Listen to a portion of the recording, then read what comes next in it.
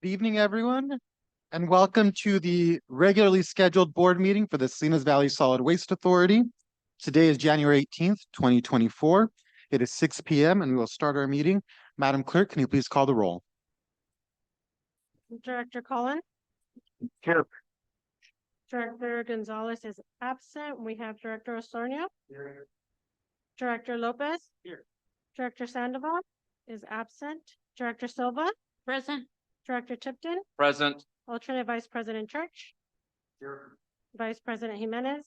Here. And President Rocha. Here. We're going to move on to our Pledge of Allegiance. Vice President Jimenez, can you please lead us in the pledge? I pledge allegiance to the flag of the United States of America and the republic which it stands, one nation, under God, indivisible, with liberty and justice for all.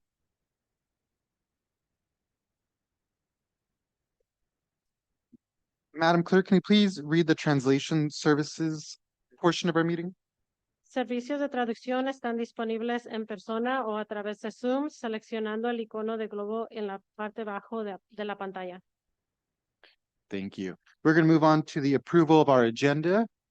If board members have had a chance to view our agenda and would like to make a motion to proceed with our agenda as it is presented, I would entertain a motion to do so. So moved. Happy to give a second. I want to point out if folks didn't know the board norms are at the top of that agenda, they let it. We only recently started doing that since you pointed it out. Okay, so we're going to pause for public comment on the approval of our agenda. Seeing none in the council chambers, we'll go out to Zoom. And then on Zoom, we'll bring it back for a voice vote. All those in favor with the motion made by Director Tipton, seconded by Director Lopez for the approval of the agenda. A voice vote. All those in favor say aye. Aye. Aye. All those opposed? Seeing none, it passes and we'll move on. We're going to move on to our general manager comments. We have a busy agenda tonight, so I'll keep mine short. Just one update. As you know, we've been talking about and the board approved allocation for engineering services to work on the 3 capital projects we have coming up this year. One to do the first phase of development of conceptual plans for the Crazy Horse, potential Crazy Horse transfer station. The second project being the update and relocation of our entrance facilities and recycling facilities at Johnson Canyon to address the increase in traffic we're seeing down there now.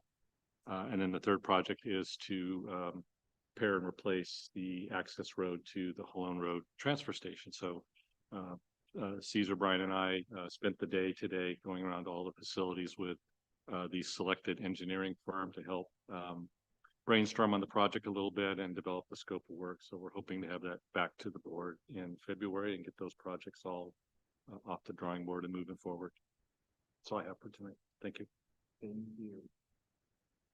We'll move on to department manager comments. Just a reminder that our composting workshops are starting again for 2024. So we have our first composting workshop at our garden at Sun Street that will happen next Saturday. And then we have one each month, which is included in the staff report for the interagency activities report. But just to highlight that's happening next Saturday. Thanks. Thank you. Any other department managers? Seeing none, we'll take it to general legal counsel comments. Thank you, Mr. President. No, nothing for me at this time. Thank you. We'll go on to board director comments. Anyone have anything to add? Okay, seeing none, we'll move on to public comment. Public comment is generally limited to 2 minutes per speaker. And public comment is for items that are not on today's agenda, but within the subject matter jurisdiction of this agency. So we'll go ahead and start our public comment now. Seeing none, we'll go out to Zoom. And then on Zoom, we'll close public comment and we'll move on to item A, which is a 2024 election of officers, president, vice president, and alternate vice president. So receive a report from the nominating committee, which I believe was Director Cullen and Director Sandoval. Does that mean I have to talk now? Yes. Yes, so the nominating committee met and deliberated a long time and then made phone calls. And so our recommendation, it's working? Good. Well, but we need it though, huh? For online. Yeah. All right. I'm on now. Am I on now? Yeah. So recommendation is to continue on with City of Salinas Representative for President Anthony Rocha, South County City Representative for Vice President Ben Jimenez, Monterey County Representative for Alternate Vice President Glenn Church. That is our report and our recommendation. Thank you for your presentation. Following our agenda, we're going to go out for public comment, then come back for board discussion and recommended action. So we'll go out for public comment on this item. And the microphone is here if anyone would like to speak on this item. Seeing none, we'll close public comment in the council chambers and go out to via Zoom. Seeing none on Zoom, we'll bring it back to the board for discussion and action on this item. If any board member would like to comment on the item, we'll start off with Director Church, and then we'll go from that. No comments? Seeing no comments, any from you? No.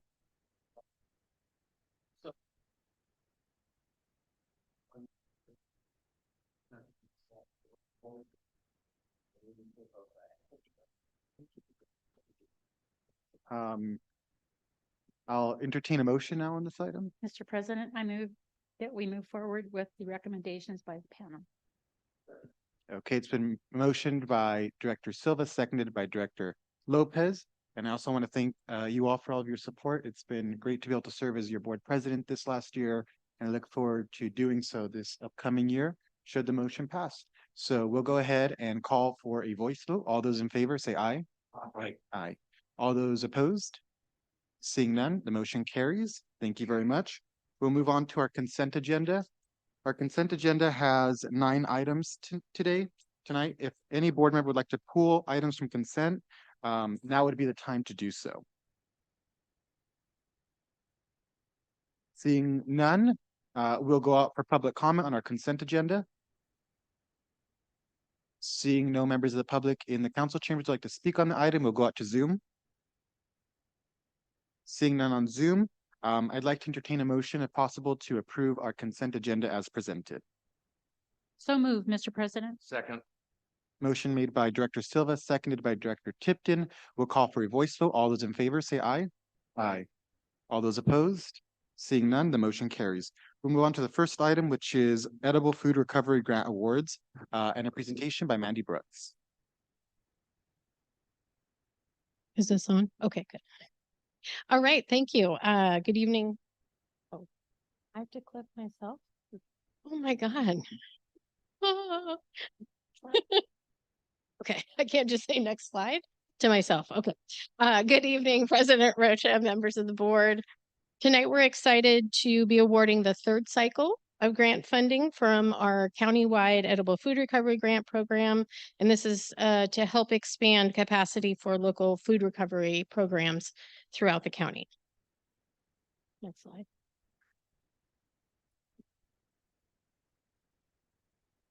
Oh, see how that works. So a little bit of background and a reminder, edible food recovery program is a requirement of 1383. A countywide edible food recovery subcommittee was developed from the larger 1383 TAC, or our Technical Advisory Committee, and now includes members not only from the authority and region, but also from the city of Monterey and Seaside currently. So beginning in fiscal year 21-22, the Edible Food Recovery Subcommittee developed an annual grant program to award feeding organizations with funds to help expand their edible food recovery capacity. We have successfully completed 2 funding cycles, issuing a total of 11 awards. Over $190,000 has already been awarded. Next slide. So this 3rd cycle of funding continues to focus on building capacity to prevent food waste, which is the most preferred option on the EPA's updated waste food hierarchy. And total funding for this 3rd cycle is approximately $105,000. The authority continues to annually contribute a total of $50,000 towards the grant funding. Regen also contributes a total of $50,000, with $10,000 of that being assigned to covering grant administration costs. And then this cycle, both of the agencies are contributing grant funds that were received by CalRecycle for the 1383 programs, which were assigned to the cities, but the authority administers those funds on behalf of the cities. So we're contributing $9,000 of that funding, and Regen is contributing about $6,000 of that funding. So there's a total additional $15,000 on top of the normal $90,000 that we do. Total max award for this cycle, we increased to $22,500. Previous cycles were $20,000 were the max award they could ask for. Blue Strike Environmental, who we contract with, continues to help with the grant administration process, as well as help conduct the Tier 1 and Tier 2 generator outreach for edible food recovery. So because of those ongoing connections with the feeding organizations and the food generators, we received 15 applications totaling over $206,000 in funding requests for this funding cycle, which is basically double what we had available. So there's obviously a need. So for this fiscal year 23-24, these are the awardees. Similar to the two previous cycles, the applications for this third cycle were scored based on cost-effective and reasonable budget, ability to serve more than one community, and then the percent of increased capacity, which could be measured by increased meals or increased pounds per month or by year. There were 5 members of the Edible Food Recovery Subcommittee that individually scored each of the proposals, and then those scores were totaled in average to give an overall score for each applicant. So of the 15 applications, these following 7 applicants each were scored high enough to receive some funding. The first is Meals on Wheels of the Monterey Peninsula, which is located in Pacific Grove, but also serves Salinas, with $12,500. CSUMB provides a basics needs program for students, and that's on the Seaside campus, and that's $9,300 they're receiving. Veteran Center in Salinas, who basically serves all of Monterey County, is receiving $13,000. Fort Ord Environmental Justice Network, located in Monterey but serving multiple jurisdictions, is approximately $19,000. Gathering for Women in Monterey will be receiving $11,000. Parallel Church in Salinas is receiving the full max at the $22,500. And then the Gateway Center, also located in PG, is a little over $10,000. So total award amount is $98,000, a little over. And then the authority share, because we split it with Regen, is about $55,000 we're contributing. So of these 7 total applicants, 6 actually serve both jurisdictions, some member agency in our service area as well as Regen service area. So it's a good coverage. Again, each of these awardees will receive 2 checks, one from the authority and then also one from Regen. So with that, I would like to invite the representatives that are actually here tonight in person to receive the checks and also give them a chance to say something. And then we also have, I think, 2 representatives on Zoom. So we will unmute them as well. So I will invite up anyone that would like to come up and say something. And then I will give you your check. Go ahead.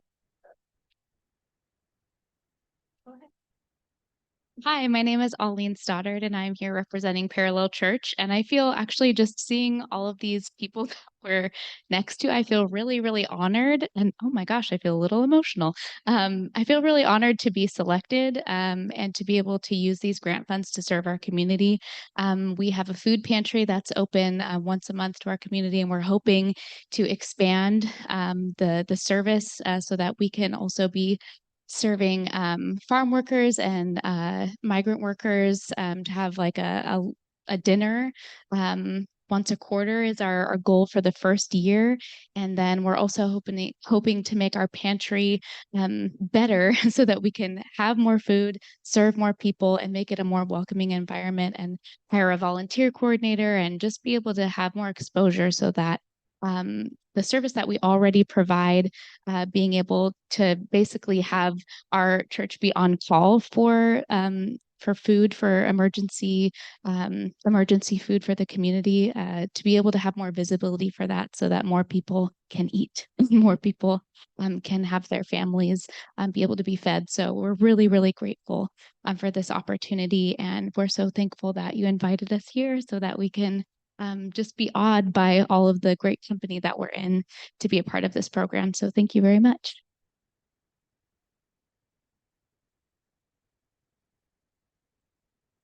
Good evening. I'm Robin Ducanto. My pronouns are she, her, and I'm the Basic Needs Program Coordinator at Cal State Monterey Bay.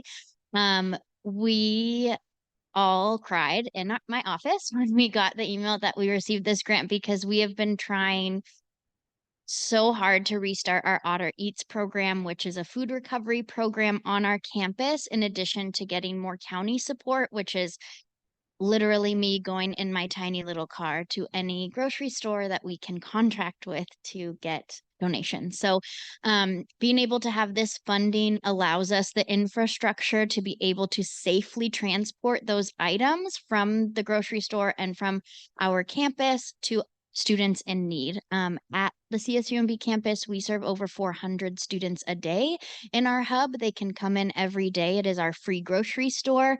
And last semester, we served a total of 3,069 individuals, and we have a population of about 6,700 full-time students right now. So we are reaching that 50% mark on food insecurity. So we are very grateful for this amount and really excited to show you all what we can do and all of the students that we can ensure are not hungry, all of the otters not hungry on our campus. So thank you so, so much for this opportunity.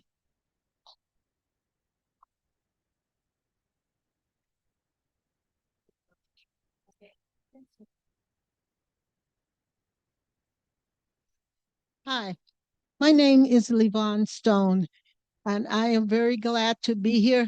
We started feeding people back when they closed down the Fort Ord military base, and we have never received anything for feeding people. We started off buying foods from the grocery stores because there were so many people affected. And right now, we pick up some things from the food bank, not a whole lot, and we feed people every Friday. I mean, every week we feed people. We feed them on Rossi and Rico. We have a food pantry called the Fort Ord Food Pantry.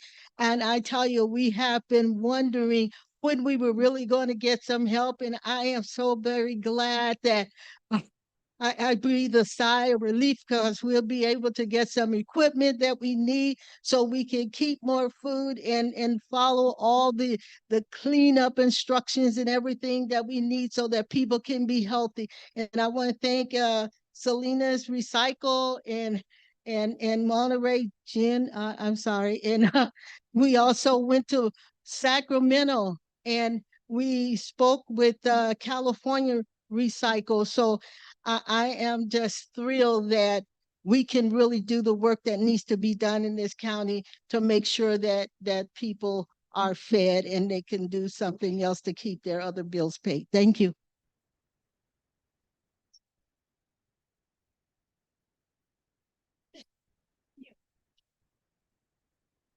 I don't know if we have anybody on Zoom that would like to say anything. I think we have two. Oh, we have a hand raised with Esther with Meals on Wheels from Monterey Peninsula. Good evening. My name is Esther, and I am representing Meals on Wheels of the Monterey Peninsula. And we would like to express our deep gratitude for this generous grant.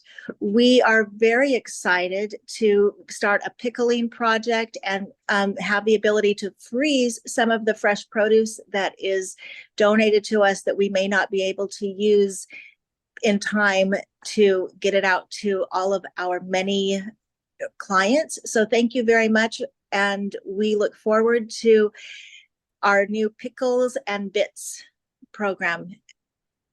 Have a nice evening.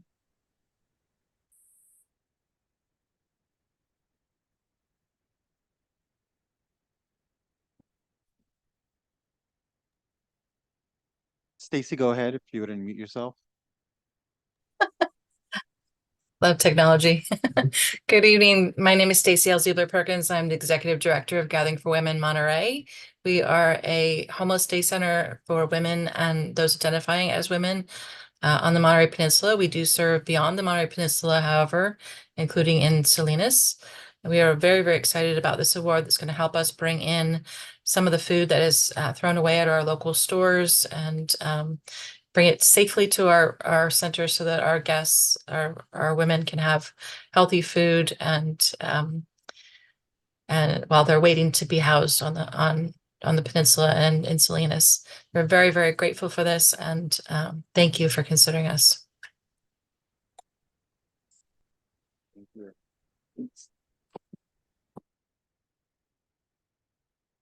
I think that's it for our side. So if the board has any comments or questions, and then maybe we could take a group photo with their actual mini checks. I didn't make the big checks this time, so. Okay, thank you. So we'll start off with board questions. We'll go for public comment, then we'll come back to board comments. If you have no questions and you only want to say good things, don't worry. Hold on a little bit and we'll come back for board comments. So board questions? Seeing none, we'll close. We'll go up for public comment on this item. Seeing no public comment, we'll go up to Zoom. None on Zoom, and now we'll come back to board member comments, starting off with Director Church.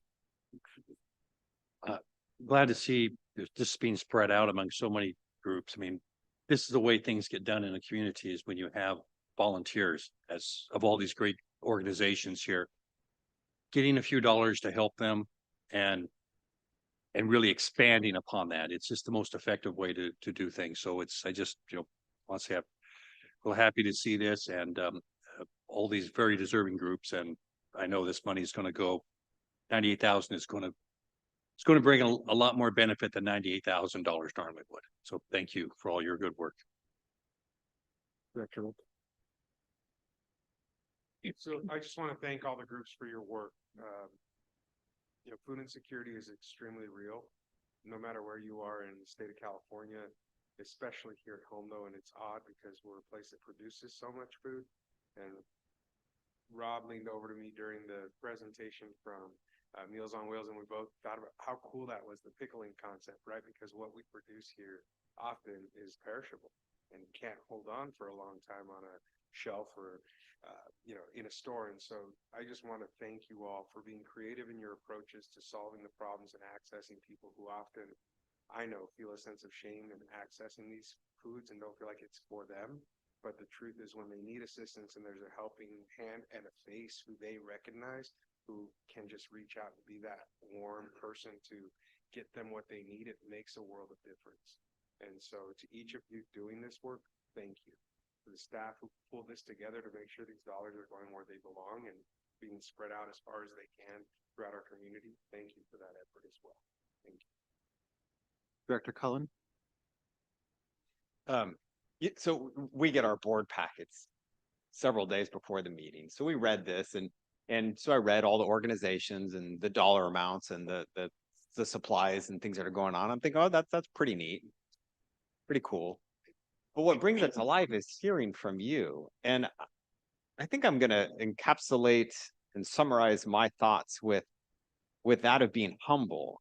I'm feeling humbled here to hear you thanking us, because I know we're the ones giving you money, but I feel like we should be the ones thanking you. And as Supervisor Lopez said, and as Director Church said, I mean, 98,000, we know that gets translated into 10 times that amount. I mean, even more. How can you put an actual measurement on that, on the impact that you're having on people's lives? I'm humbled. So thank you for all that you do. Really, thank you.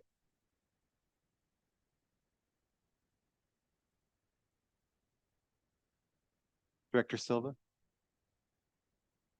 I have nothing more to add other than, my colleagues have said it all. Thank you so much for all you do, continue doing. And I will support you as long as I can here. Thank you.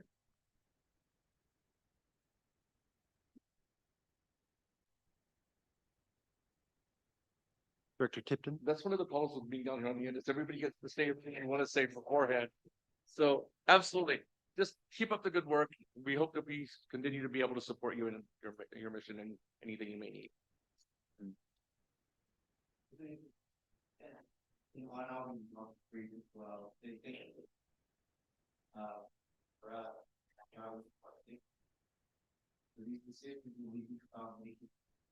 We don't really realize the impact of the period person really good lives. Thank you for.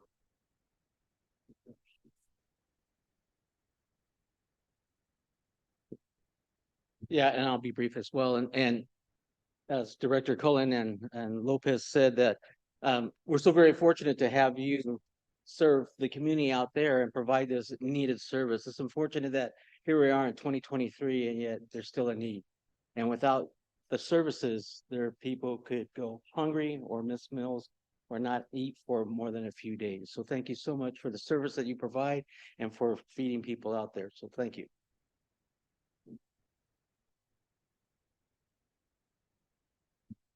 Thank you to all of you who applied for this, for the work that you do. Our community benefits greatly from all of your contributions. And I also want to thank our staff for taking on the management of this. Administering a grant is not an easy thing to do. So thank you for all that you're doing as well. Thank you. This is an informational item only. It does not require board action. So we will consider this report received. Thank you, everyone. Want to do a picture? Are you okay if we did a quick And picture? if you want to take a photo, Would you guys like to- Okay. You gotta bring your big chat. I mean, it's small in size, but I bring it a stature. Yeah. Wait, just follow Mandy. Yes, follow Mandy. Be careful with the cords. Whoa, just careful with the, yeah, careful with cords. Careful with the cords. Okay, sir.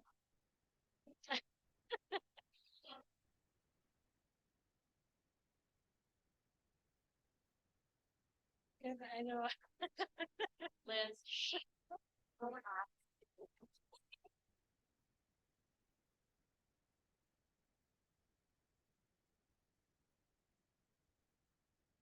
Okay, ready?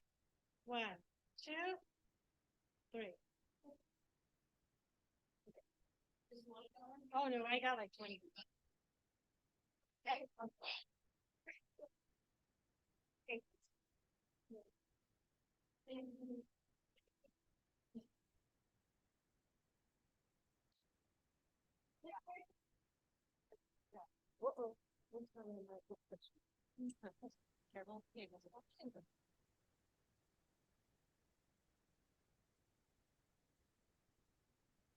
all right, we'll move on to item 11, which is our 2023 employee survey results.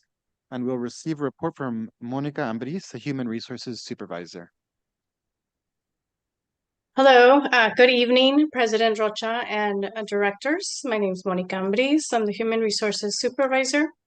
I will be presenting to you the 2023 employee survey results. I apologize to be over Zoom instead of in person. Next slide. The survey provides us with employee feedback into the thoughts and feelings of our employees, what they think of the organization. It measures their engagement and identifies strengths and weaknesses. Next slide. Job attitude is a major factor in determining employees' perception towards goals achieved and looking ahead into the future. We asked employees, do you know how your job is important to the authority? We received 100% yes. We asked, are you challenged in your position? Employees responded with a 93%, slightly down from last year, but still pretty good. We asked if the employees like their job, and for the third year straight, we received 100% yes. The next area that we looked at is morale. Morale is very important to an organization. It measures engagement and motivation. Our agency's morale continues to trend up. I'll read some of the positive comments that we received in this section. I feel that we have all joined back together. I'm assuming this comment is referring to the post-COVID era. Now we're meeting in person rather than isolating. Everyone I work with is willing to help, and I enjoy spending time with my coworkers. Some comments on suggested ways that we can improve include give more feedback on job performance, have more company functions and events, better communication between departments, and better pay. Next slide. We asked if our employees know the mission, vision, and goals of the agency. The results for this question are positive, 98% saying yes. Next slide. We looked at general attitude. General attitude looks at the agency's culture, where employees feel they are supported by strategy and structure. We asked, do you feel your supervisor does a good job with leadership? We received a 95% yes. We asked, do you feel the general manager does a good job with leadership? We received 100% yes. We asked, do you feel informed about the things that are important to you? And we received 100% yes.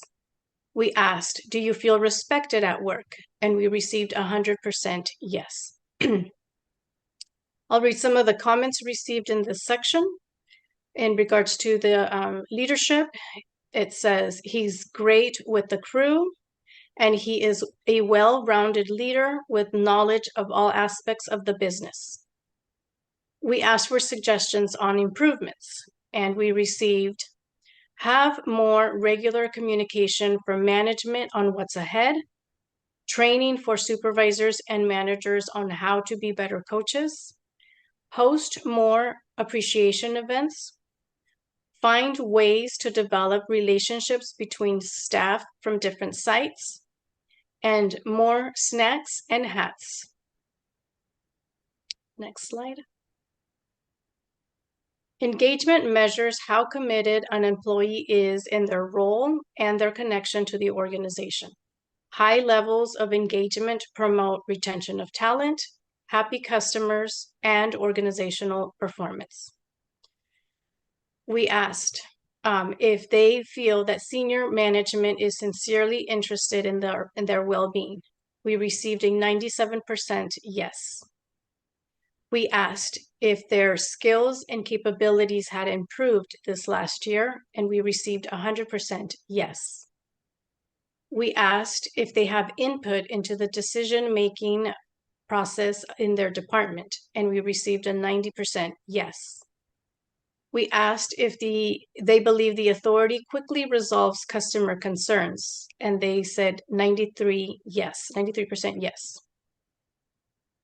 We asked if they respect the authority's reputation for social responsibility, and we received 100% yes. Some of the comments received in this section include, I think some managers are truly dedicated to my well-being and overall success of this agency. I would like to continue to learn as much as possible to be an asset to the organization. And I have learned new skills this year, like operating the water truck and forklift. In this word art illustration, it pulls words that were repeated in the employee survey from comments that the employees wrote. The bigger the word, the more bolder, the more times it was repeated. Some of the comments received in this, in the employee survey included that employees want to see more newsletters, more personal visits to the sites, and more team building activities. We asked our employees, what is the worst thing about your job? And the employees said, dealing with rude customers, rainy days, cold mornings, and dusty conditions. I feel my work isn't noticed and sometimes feels like our projects are overly scrutinized and not seen as part of the work. We asked employees what the best thing about their job is, and they said working with customers and building relationships, I get to learn new things about the landfill. There is always something different and room to grow. My opinion counts. Learning new equipment, the health coverage and flex leave, coworkers and friendships, and good teamwork, and happy to be part of the team. Next slide. The survey is used to measure the progress from year to year. Now that we have this information, our managers will meet with their departments and brainstorm ideas for improvements. Management will then look at the proposed ideas and see what can be implemented. We'll continue to uphold our positives and work on improvements. And that concludes the presentation. Thank you. Thank you for your presentation. We'll move on to board member questions. Starting with Director Lopez. Yeah, just a brief question on, there was a comment made about what employees would like to see in the coming year. Personal visits, I think, was one that was listed that stood out to me. So I'm just curious, in that, was that from executive leadership? Was it from the board? Was it from colleagues? Who were they hoping to see out? It didn't specify, but it was in the section that was in regards to their leadership, supervisor, and manager. I am going to assume that it was referring to the management team in that comment. But the board is, sorry, the board is always welcome to stop by as well. Except on cold, rainy mornings. That's the effort. And rainy days. Thank you, Monica. So I have a couple questions. One for you, Monica, which on, there's one of the questions of, are you challenged in your position? Which that in and of itself, that question could be interpreted different ways, because challenge could be, yes, I'm challenged and I'm growing, or it's I'm challenged and it's beating me down. So were there any comments? Because there was a, you know, a lot of the items, there wasn't like a significant change. This is one of those that had bigger change year over year. So what do you read into that? What should we read into that?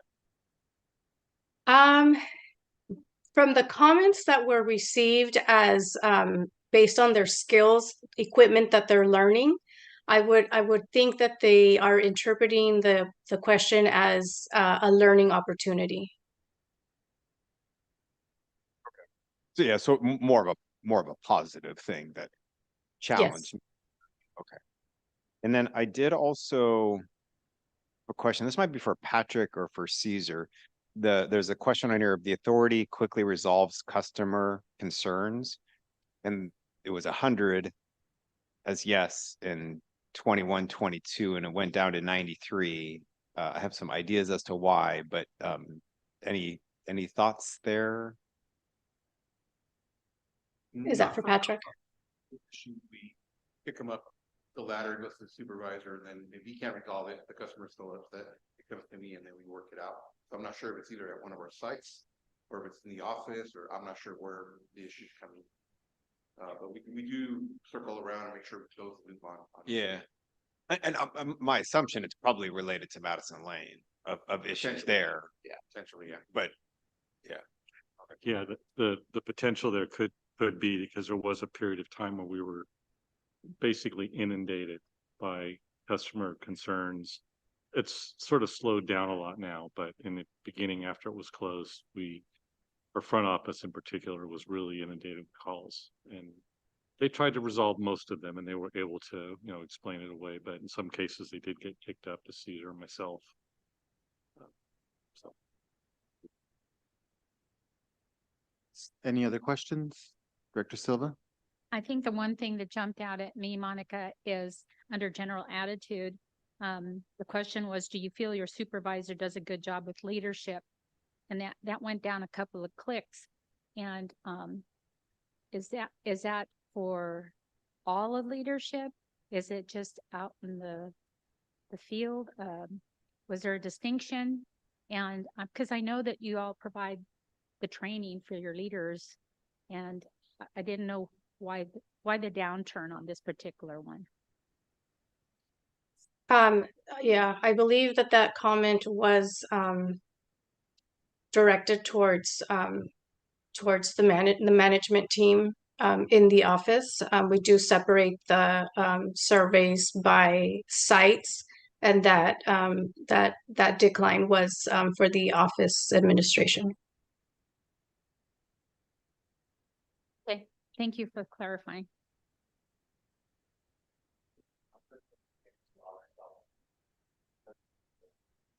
Director Osornio, Director or Vice President Jimenez. Yeah, on the questions that were brought up, I'm hoping that with our management team or the supervisors, understand there's going to be meetings afterwards to meet with them. And hopefully we can bring this, and Patrick, maybe we can bring this forward in those meetings to get into the weeds and get clarification, the answers, because I'm hearing, well, we're assuming, we think that, let's find out. I mean, for me, at the executive meeting, I said, this is outstanding. I don't know what organizations you guys have all been part of. I've never seen, such positive feedback as such as this. And so we may be splitting, have an opportunity for them to share that in a safe environment where they feel comfortable in sharing that. That's all thank you. Okay, I have no questions myself. We'll take it out for the public comment on this item. Seeing none in the council chambers, we'll go out to Zoom. Seeing none on Zoom, we'll bring it back to the board for final comments. And this is an information item, so it doesn't require action. Start with Director Church. I just want to say, looking at this, the positiveness of it is just really overwhelming. In several different points. One is there's a trend over the last few years of greater employee satisfaction. I mean, that's real clear. You look in here, it's going up. And then, I look at all these, do you feel respected at work? 100%. Do you like your job? 100%. Does the general manager do a good job? Leadership, 100%. There's all these 100% in here, which is really, in my view, really phenomenal, really good. I think it really makes a challenge is like, what do you have to improve? Yeah, there's a few little things here and there. To maintain this is going to be really difficult next year. So, because you can't get everybody to agree on 100% on anything, apparently, except for this organization, which I think really, speaks well of the leadership in here, the rapport with employees from management, and just, and in essence, how well it's run. And I, just want to point out to all of you in this room in particular, that really rests a lot on your shoulders. You've done a very good job. And, happy employees are a good thing. Happy employees are people that make the public happy.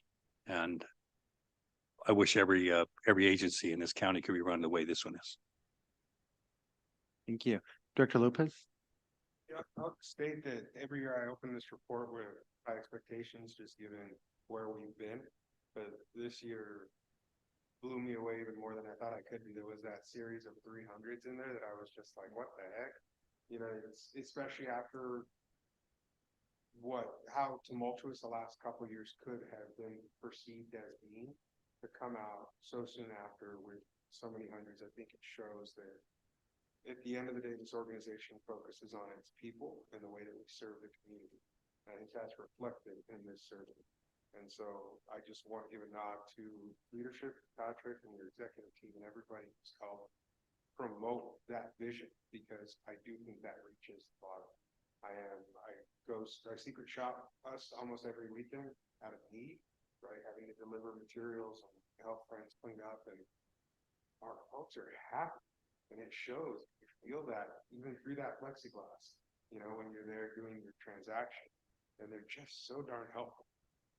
I think it's rare as I visit other communities and spend time throughout the rest of rural California. I hear a lot of complaints about the system, the waste system, what it's like dropping your garbage off. The people are disconnected from community. And I just feel so grateful to be part of an organization and in a community where that is not an issue, but it is a credit to the work that is done here and by everybody around this table, but especially those people who focus their lives on making sure that our communities are served and served well. So I just want to take this opportunity to say thank you and congratulations for this great thing to everybody. Director Cullen? I'd say something, but it would basically be the same sentiment using, but different words as the previous two directors. So I'm just gonna say ditto, a sincere ditto to. Director Silva? I concur the triple ditto here, but also to add that I appreciate staff's work in educating our public. I recently went to a local restaurant that is brand new to Gonzales. I snapped a picture because they are doing their part to recycle the food waste. Took a picture, sent it to Patrick, and I said, "This is a brand new restaurant here in Gonzales." I mean, the restaurant has been under another name, and now it's on the other side of the freeway. And it made me feel really good being a part of this board to see that new businesses are embracing the education that you're all providing. And so I thank them for doing their part. They had no idea who I was from the man on the moon, and that's okay. Sometimes I have to be part of the shadows. So thank you to staff. Thank you. Director Tipton? And I'll give a quadruple ditto because everything's going along the same way, especially this year, because this year has had some unfortunate events that have occurred. And to see the resilience of the staff, see the staff rallying behind and saying, yes, we still feel like management cares about us. We still feel like we're a team and we're a family, and just building upon that and showcasing that we really are a team and that they want to be a team and they want to be here. And that points out to every manager here in the room that you're doing an excellent job mentoring your employees and working with your employees and proving to your employees that they care, that you care about them. So keep up the good work on all sides. Glad to see it. Yeah, that's phenomenal job. And I'm so glad that, you know, throughout the whole region, you have employees that really want to get that really done. So it's thank you and congratulations. Yeah, and just quickly, this is a testament to the management team and that they value the employees. And you know, in any organization, that employee, the one at the where the rubber meets the road, if you can keep them challenged, you can keep them involved in the organization and feel they're part of the mission and part of the goals, it's invaluable. And so therefore, you are doing that, and congratulations, and continue to challenge yourself and challenge the organization to do even more. Work on a little bit on the cold. It is kind of cold in the morning. I get up when I get the paper about 8 o'clock and you can't do it. All right. Amazing work, everyone. These are incredible results, but at the same time, interestingly enough, they're not unsurprising if you're paying attention to this organization. I had a chance to go to the employee communication dinner, and you could just tell everyone really enjoys working for the organization. Everyone really enjoys each other's company, and people are really happy. And so thank you for all of your leadership. It's greatly appreciated. So we'll go ahead and consider this report received. Thank you, everyone, and we'll move on to item number 12, which is the annual tonnage operation and environmental compliance report for fiscal year 2022-2023. All right, good evening, President Rocha, Board of Directors. So tonight, Brian and myself are going to tag team this report, give you a little update on our annual tonnage operation and environmental compliance for 22-23. So historic tonnage at the landfill here. You may recall we were importing waste for about 10 years. We stopped that importation in 2014 when the authority took over the operations with in-house staff. Since then, our tonnage was kind of low, as you can see where the blue kind of meets the green. But since then, we kind of peaked up. Over the last year, we did drop a little bit. Most likely, the tonnage drop was due to closing Sensory. We lost a lot of customers that went elsewhere. The authority service area overall processed tons, 225,000 overall from our service area. There is within that number, there is tonnage from within the programs that we have at the landfill, the C&D, the organics, the depackager, so internal waste that came out of those programs as well. There's the overall tonnage. You can see it by city or jurisdiction there. Diverted tonnage by commodity. Overall, we diverted 52,645 tons. By far, our biggest diversion program is our organics program, which includes green waste, wood waste, C&D, stuff like that, diverted into the depackager as well. And then HHW makes up a small portion of it. Additional diversion, we got metal is our biggest item that we do receive at the sites. We do make some revenue off metal, so it does pay us back. It gives us good returns every year. Cardboard is something else we're seeing at the landfill a lot from our franchise haulers bring it to us just because it's easier for them to drop it off with us, and then we have someone else pick it up. We get paid for that as well, so that's a good revenue source for the operations. Tons by origin, as you can see, Salinas is our biggest customer. They're 60% of our waste. Unincorporated Monterey County is 20%, and then the South County cities make up the additional, the remaining 20% of the overall tonnage.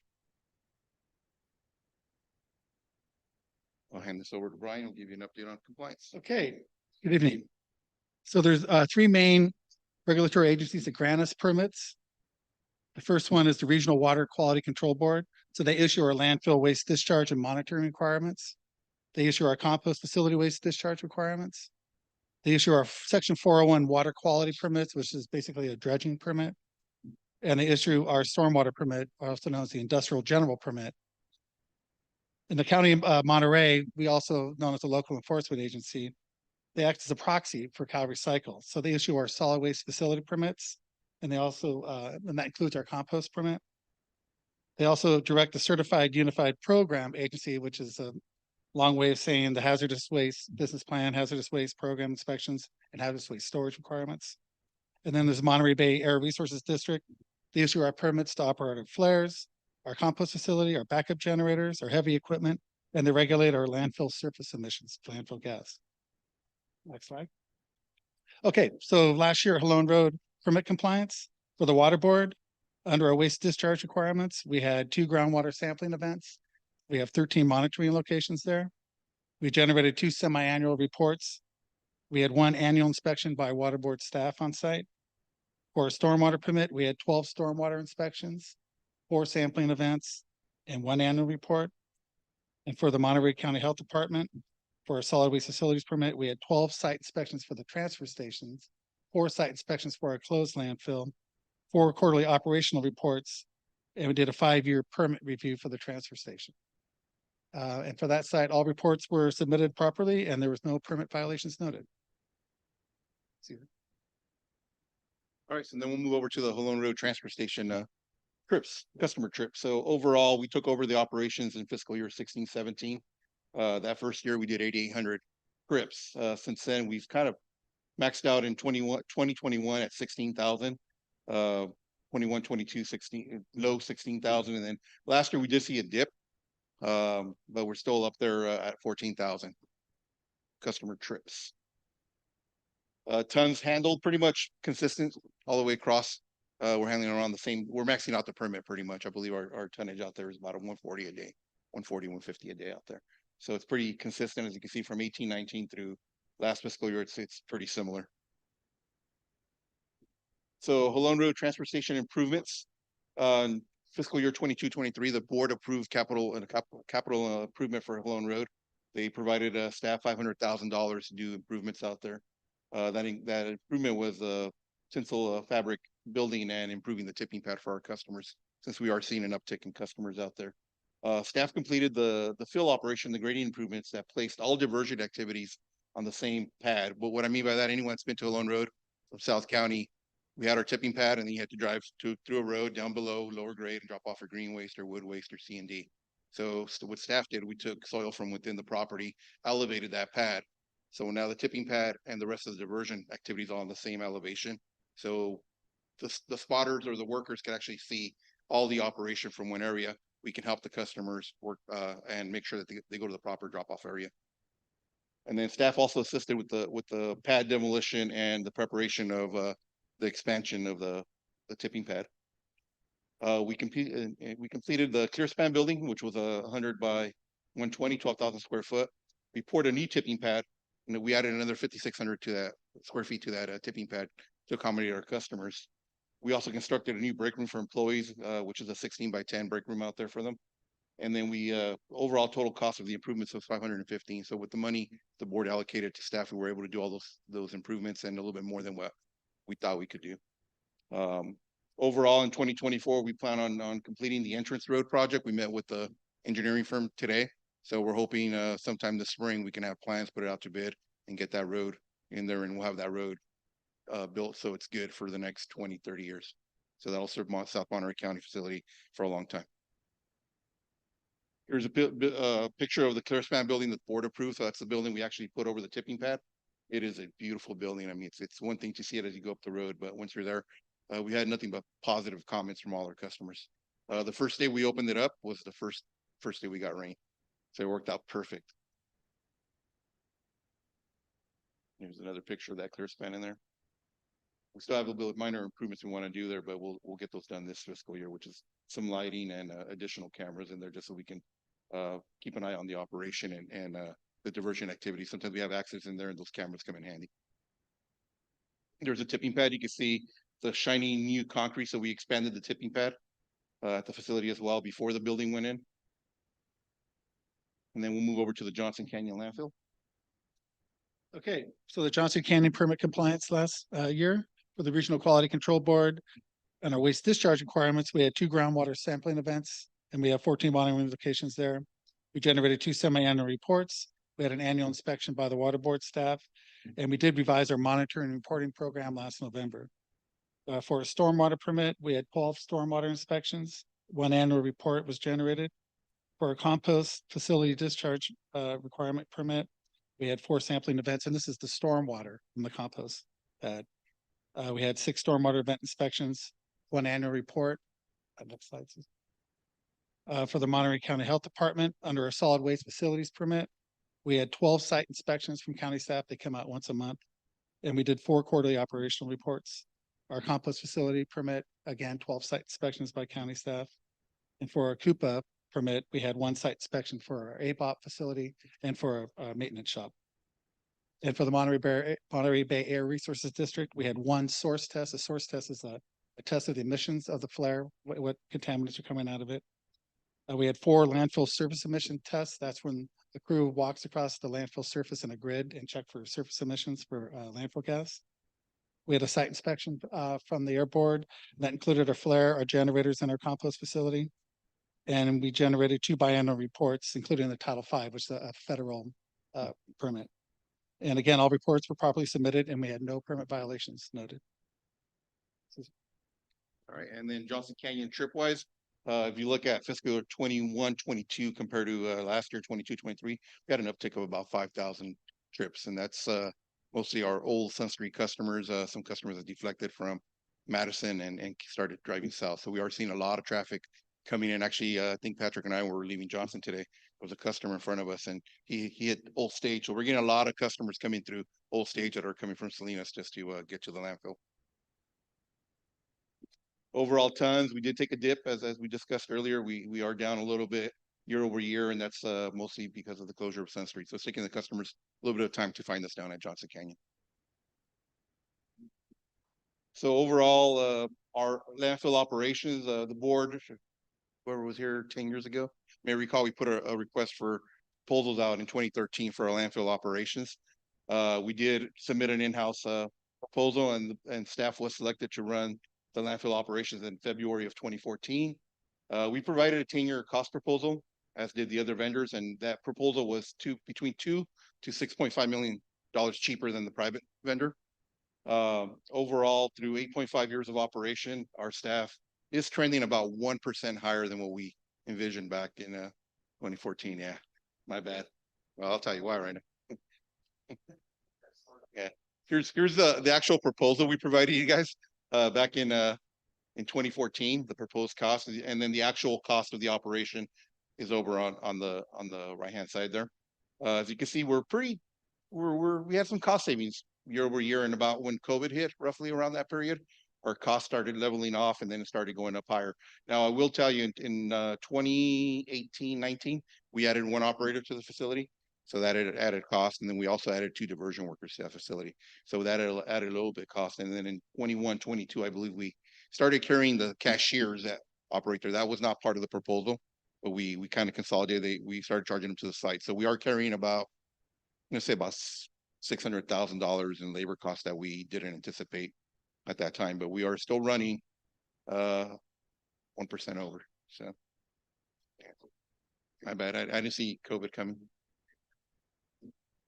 So Overall, module 8, that's our future module excavation and project, and the rolling closure as well.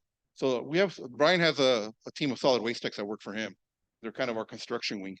So we do have solid waste techs that are working on the excavation of the future module. That'll save us money down the road. The 2019 project for module 7, the construction excavation cost per cubic yard. So the cost they charge us for every cubic yard they excavated out at in 2019 was $2.35. Since then, we all know COVID hit, inflation hit, fuel hit. So that cost right now is closer to $5 a cubic yard excavation wise. The board approved some equipment purchase about 2 years ago. We bought a scraper and we paid for it through the excavation project. We are using that scraper to excavate the soil out of the future module. That our cost to excavate that soil is $1.75 cubic yard.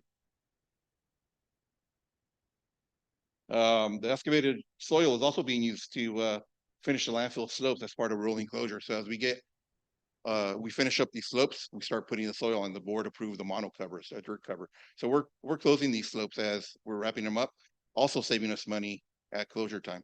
So we're using our staff. It's costing us a lot cheaper than maybe $20, $60, whatever that may be that time, but we're doing it now. And that'll permanently take care of it for us. So we're going to see some huge cost savings when we really get to the end of the life of Johnson Canyon. And that's our staff doing that work. So they're doing a great job out there. So there's a picture of module 8.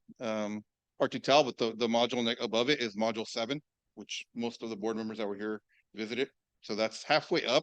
It's at ground level now. It's filled up to ground level, but this is a future module and it's excavated quite a bit down. C&D sort line. Board may remember in 2019, October 2019, they approved the sort line for C&D diversion. Well, COVID hit. Sort line didn't get to us till I think a year and a half later because it was being built overseas.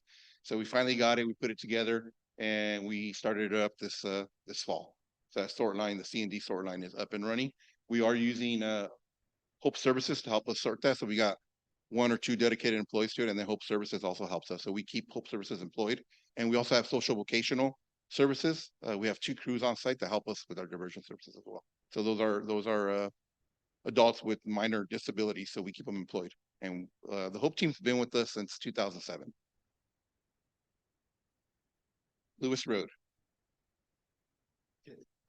On the Lewis Road permit compliance, for the water board on our waste discharge requirements, we had 2 groundwater sampling events. We have 12 sampling locations. And then when I say sampling, these are groundwater wells that we're sampling. We generated 2 semi-annual reports. Again, we had an annual inspection by water board staff. For our stormwater, which is the industrial general permits, we had 12 stormwater inspections and 1 annual report.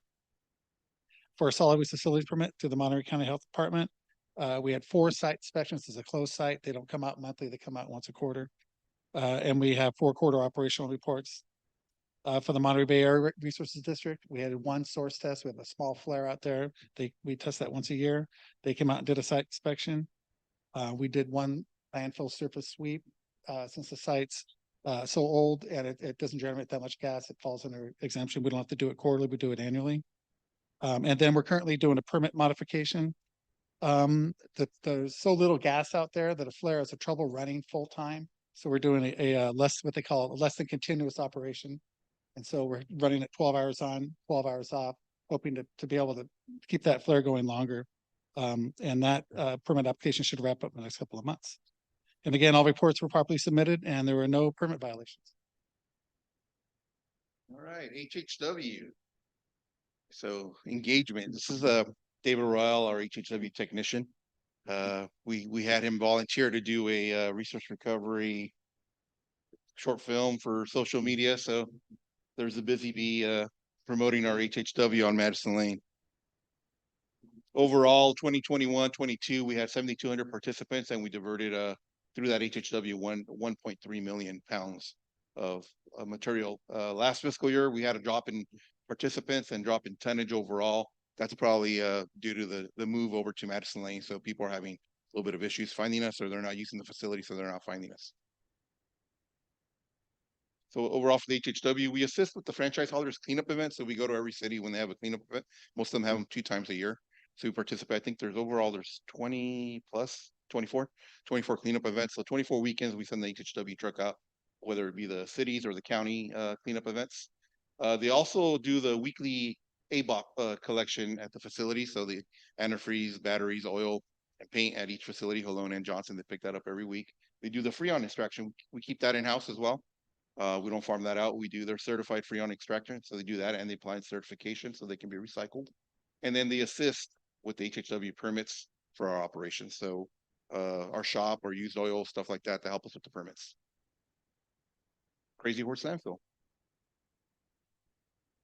Okay, so the Crazy Horse permit compliance last year for the Water Quality Control Board on our waste discharge requirements, we had 2 groundwater sampling events.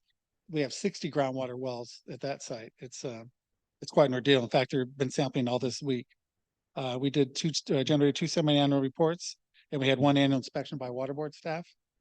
For a stormwater permit, we had 12 stormwater inspections, 2 sampling events, and 1 annual report. On our Section 401 water quality permit, this is a willow transplant project from a dredging permit from 2000.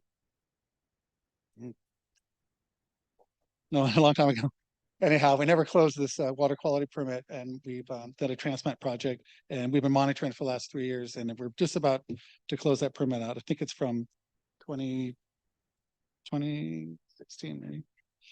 So we did 12 inspections for that, and we do an annual report on the project. The Monterey County Health Department, solid waste facility permit, again, closed landfill, quarterly site inspections, and we do quarterly operational reports. And for the Monterey Bay Air Resources District, we did a source test for our flare. We did a surface emissions test for the surface sweeps. We did had 1 site inspection by the air board, including the flare and our backup generator. We had an annual report generated, and then we're switching. We have we built a flare closure. It was too small. Brought in a larger flare. 8 years later, it's too big, so we're rehabbing the old flare and starting that up. We have a authority construct going right now. We hope to have that up by March this year, and abandon the larger flare. And again, all reports were properly submitted, and there were no permit violations noted. All right, so Crazy Horse 2024. So we will be beginning the conceptual design process for potential transfer station at the Crazy Horse landfill. We'll analyze the permitting and regulatory requirements. We'll perform a cost analysis and bring it back to the board as well, share it with the board and the staffing demands at different levels of service. We'll provide the board all the information needed and potential options so the direction can be provided to staff. So we'll bring all that back to the board, hopefully sometime this spring. Overall, the authority permit compliance totals. You want to go over this? Yeah, well, so between all the sites, we have 20, we managed 20 permits. Last year, we had a total of 122 inspections combined. We did 33 reports, and we had 0 permit violations, which is quite an achievement. And that really is a testament to our operations staff and my staff too. But these guys really take it to heart. They don't like violations. Some facilities get them plenty, and they don't care. Our guys really work hard to stay within the permit requirements, and they show a lot of pride with that. So it's a testament to Caesar staff, certainly. So overall, yeah, the great work staff does, they do a great job out there. They really like their job. They enjoy great customer service. They actually strive for great customer service. We do get occasionally the rude customer. You know, we do train them, just walk away. Don't bite into it. Just having a bad day. You know, it's not personal. So most of the time, those customers, the rude customers they talk about, do come back and they're apologetic. You know, we all have hard days, so they understand that. But yeah, overall, staff does a great job. I think we've been successful because we're flexible. You know, we have projects that come on site. They want to do something different. Hey, oh, you want us to go do this? Yeah, we want to go do it. They come up with ideas. Maybe we can do this, do that. Not only Brian's solid waste techs, but the operations staff. They all work together. You know, we're like a family, right? We get along 90% of the time, you know, but we do argue with each other. But at the end of the day, they all love their job. They love what they do, you know, and I think their longevity within the company shows that. I think I have the majority of the ops staff and the office staff is 10 years plus. So definitely a great staff that we have here. And I want to thank the board for their leadership and their support, because without you guys, we couldn't do what we do. So thank you. And then Brian and myself are happy to answer any questions you may have. Thank you. Did you want to weigh in on something? I do actually. Me and Caesar went back and forth on the financials of comparing and kind of discuss how it wasn't apple to apples because we did absorb some stuff. The one thing I do want to point out, because I know Caesar's very proud of the fact that he's 1% within this budget, is he wrote this budget for 165,000 tons a year. And we did landfill 225,000 tons last year. So he's within 1% budget with 35% in tonnage growth, which is simply amazing. So, and that just goes to the hard work of Caesar and the staff out there, trying to maintain as lean operations as possible while still trying to stay safe with everything they do out there. Okay, board members, we'll open it up for questions. We still have 3 more items on our agenda and a closed session. So go ahead and start off with questions from the board. Director Church. One question on item on slide 22, which was the had proposed an actual cost listed on there, I believe. I just had, is that 22? No, here we go. That one, yep, pass it up. There we go. Are the proposed costs, are these adjusted for inflation or are these the original? When we put the cost together, we assume the 3% adjustment. Yeah. I was trying to figure, yeah. We're doing so good until COVID hit. Yeah. Okay. Well, you did really good then, because we actually had more than 3% inflation here for a while. So this is, really, I gotta say, really, you're doing better than expectations. Yep. Yep. Thank you. Any other questions, Director Cullen? Yes, permit violations. When was the last time we had a permit violation? And if I were, Someone's gonna ask that question. well, yeah. All right, so you got it ready then. So I've been here 8 years. We've had 2 violations since I've been here. One is a gas probe 23, which gas migrates off the site, and this probe is so close to landfill. And gas is a big balloon in a landfill, and the balloon got too big, and the amount of effort it took to bring that gas back in to make that probe compliant took us almost a year. Yeah, almost a year. And it interrupted. When you have a violation like that, you can't achieve other permits at the same. The cover cycle won't let you. We're trying to do a permit revision that wouldn't allow us to. So that was aggravating. The other one was I would say it's a notification misunderstanding between myself and the the air board, which I still think I'm right. Basically, you had if you have a shutdown, you have 2 hours to notify them. It was a shutdown at 2:00 in the morning on a Sunday. And I didn't know about it till 5 a.m., but I notified them. But there's like, well, you didn't notify within 2 hours. And it's like, well, when did you read your email? Oh, I read it Monday morning at 9. Well, I mean, what am I doing here? So I think we ended up giving free yard waste or green waste for a summer or something on a Sunday. We negotiated it. And then we since came to an understanding of what a shutdown really means and what notification is appropriate. And we haven't, and so we have an understanding on that. But yeah, that's it. Thank you. Any other I questions? should say, I mean, a violation is a particular term within these permits. There's areas of concern they'll have.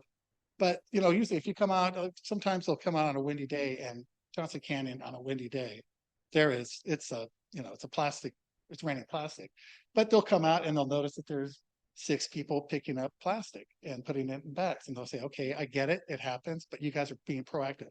I mean, that's almost always the case, that they'll notice on there, hey, there was a litter issue, but there were people picking up the litter.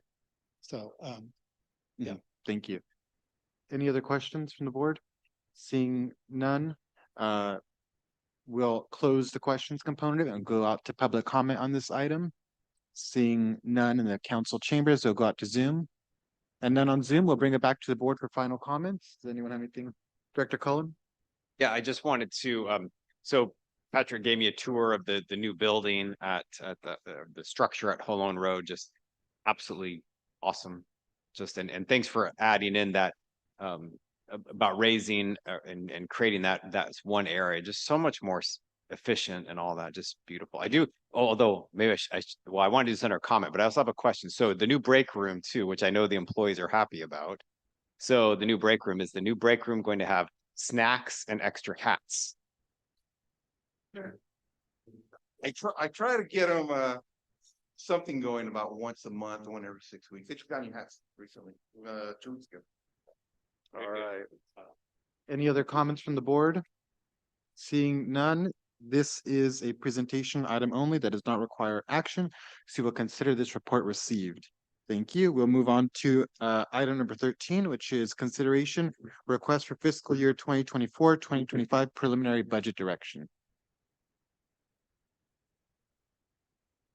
I get a clicker. I've been on punishment for 4 years. They won't give me the clicker. They finally gave it to me. So I'm just excited about it.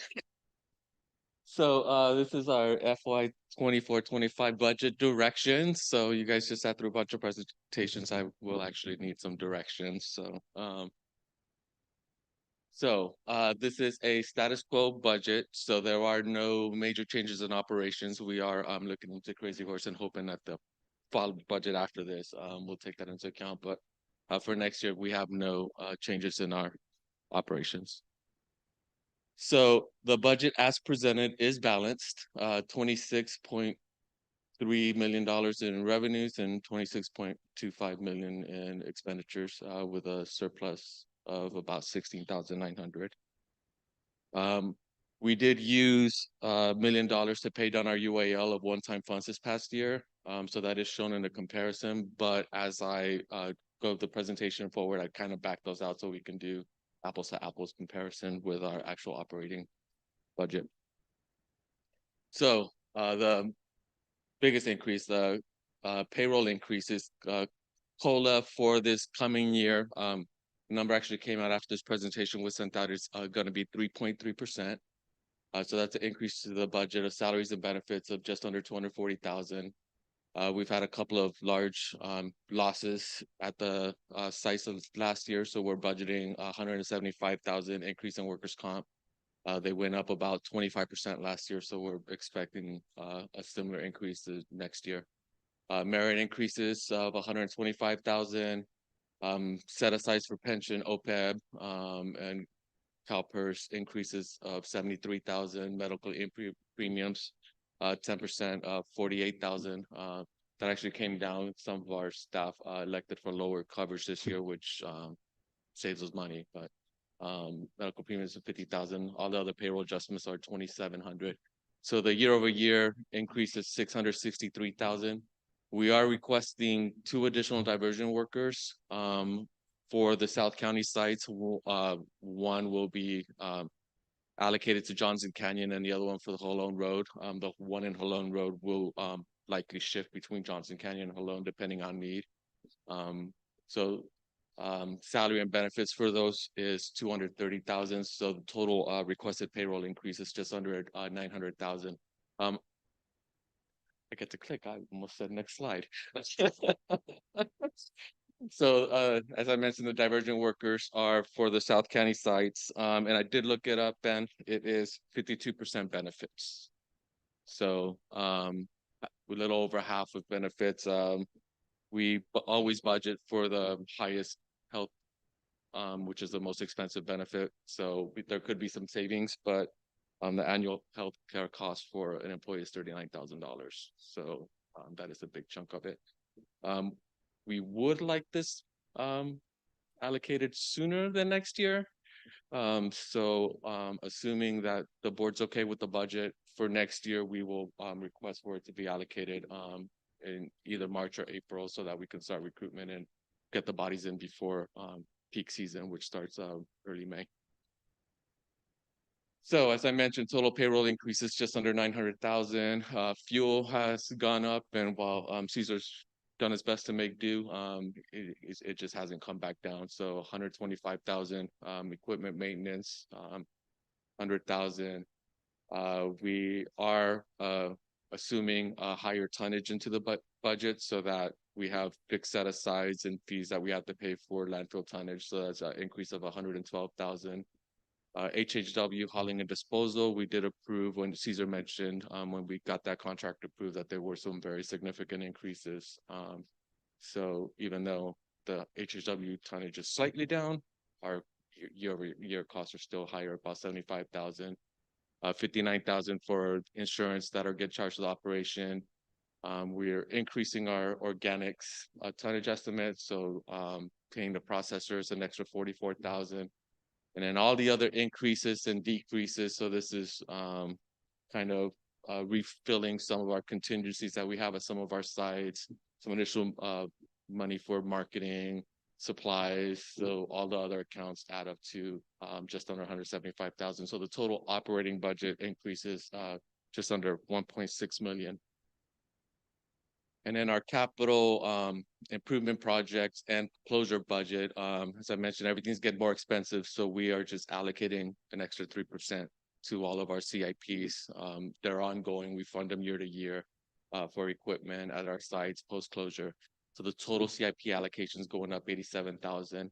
New cell construction, that is a set-aside base per ton. As I mentioned, we're increasing our tonnage, so that allocation is going to be 43,000. Is actually I showed an operating budget.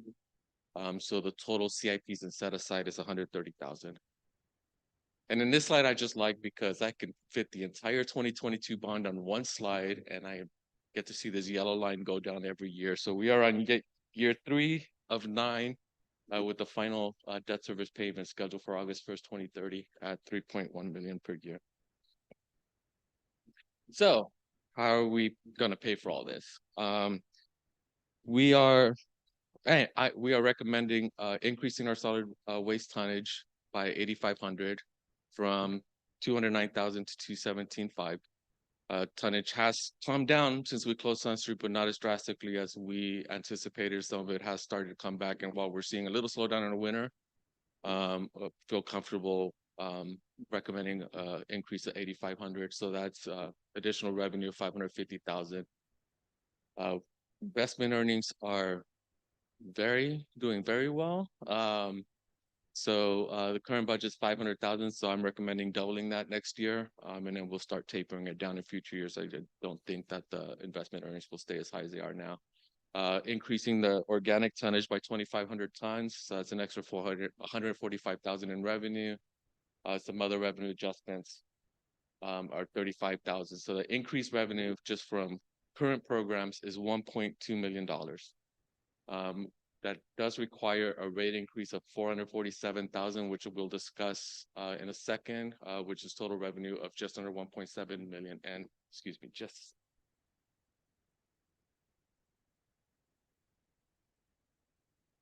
nose is running the cold there. I apologize.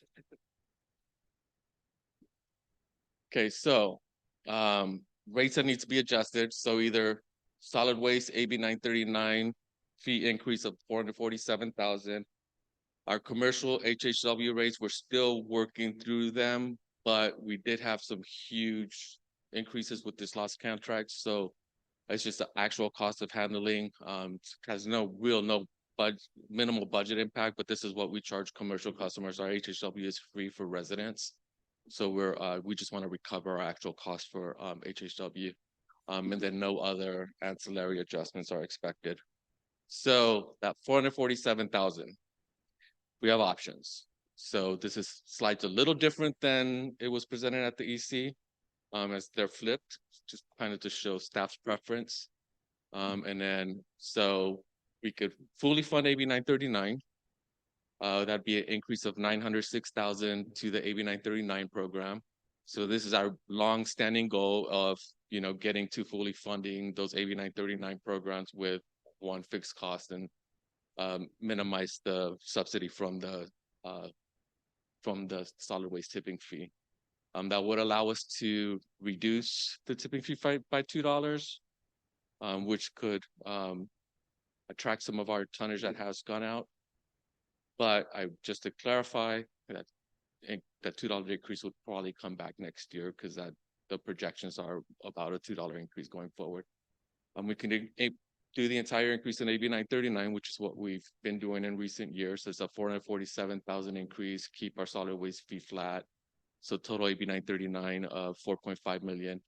Or we can split the increase, and this is where it's slightly different. So we can just increase AB 939 just by the delta and what changed year over year. So they have an added 220,000 in cost to the AB 939 programs, but they lose about 100,000, a little over 100,000 in revenue, which was sales of material from that we got at Sun Street transfer station. Unfortunately, that revenue's come back. So $338,000 would keep the dollar funding year over year, so the dollar subsidy year over year about the same, and it would require a 50-cent solid waste increase. And just to reiterate, the executive committee is supporting option 2. That's what they recommended to bring forward, but we're bringing them all forward with the recommendation of supporting option 2. So just to kind of be clear of the way it looks. So option 1, if you go with option 1, there is 0 tipping fee subsidy. So this tipping fee is $62.75. So 2 kind of moves us towards the goal. So that's a $64.75 tipping fee. $2.10 of that goes to support AB 939 programs, and then moving with the goal, that'd be a tipping fee of $65.25. $265 goes to AB 939 program. The current year is $282, but we are looking at a larger tonnage base, so it gets spread out a little through a little larger tonnage. And then I was told I had like nothing but numbers and needed a picture, and being a finance guy, this is the best picture I could come up with. So just to kind of reiterate, when we're talking about, because we're going to talk about the rate impacts in a second. When we're talking about the rate impact, this little green pie, 20 to 25%, that is our portion of the customer rate. The hauler gets 50 to 65% of that, and then depending on jurisdiction, somewhere between 15 and 18% is the franchise fee that the city gets. So I'm gonna show the rate impacts, but this is only a small portion of what the rate increases will be when they come back to the jurisdictions. So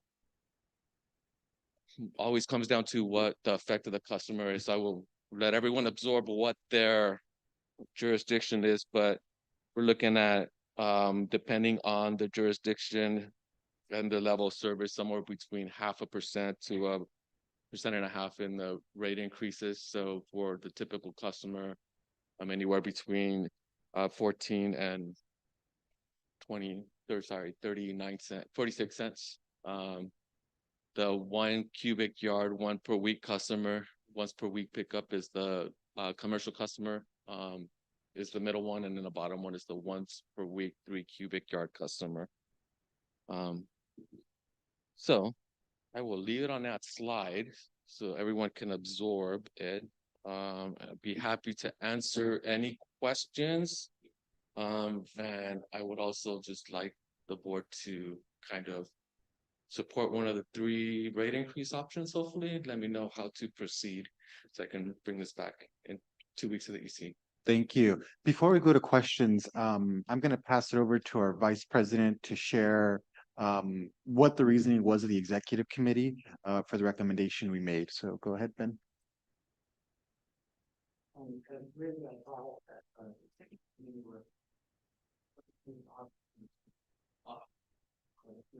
Do you have your microphone on? Good, thank you. So the executive committee recommended option 2. Part of that has to do with, initially it was option 1, but we weren't paying down any of our debt on there.